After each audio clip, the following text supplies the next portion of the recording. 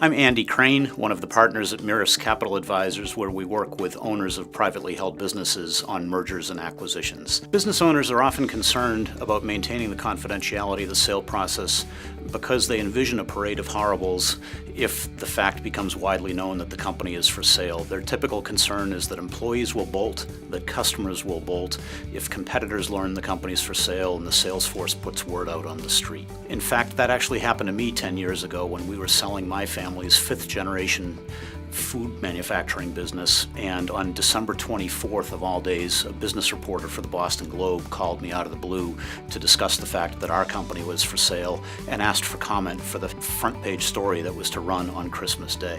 Ouch. That said, my experience is the exception that proves the rule.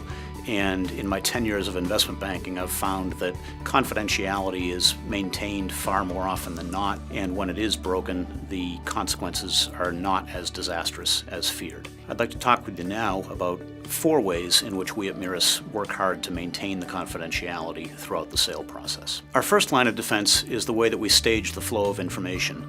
When we're marketing your company, we will prepare a 1-page blind executive summary, or so-called teaser, which describes your company in enough detail to interest prospective acquirers to learn more, but not enough to allow competitors to reverse engineer the specific identity of your business. Once a buyer reviews the teaser, we then have them sign a confidentiality and non-disclosure agreement. Once that NDA is in hand, only then does the buyer learn the name of your company and receive more information, allowing them to prepare an offer for your consideration. What if your management team learns that the company is for sale?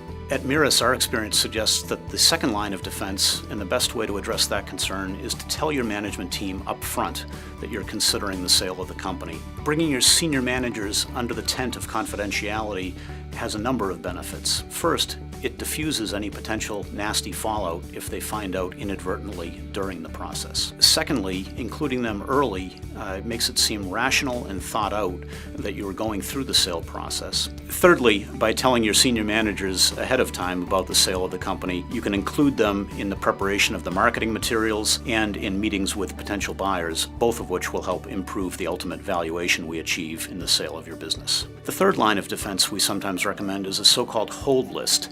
In those circumstances, we'll often set aside up to half a dozen companies closest to yours, which we will not talk with until the very end of the process. At that time, we would go to the half dozen companies on the hold list, tell them that one of their competitors is for sale, ask if they are interested and able to move in very short order to consider that acquisition. One circumstance in which we did this very successfully a few years ago was for the owner of Beckwith Elevator Company, a Boston area installer and servicer of elevators in high-rise buildings in the downtown area. Beckwith competed with a half dozen other elevator servicers and installers, all of which shared the same union labor pool, exacerbating the potential harm to the business if it became known that Beckwith was for sale. We generated a number of offers for Beckwith which the owner would accept, went back to those half dozen companies, and in very short order, Otis Elevator, a subsidiary of United Technologies, stepped to the plate with a market-clearing offer which the owner ultimately accepted. If all else fails, the fourth and last line of defense which we recommend to our clients is the truth. When you're pressed by customers or employees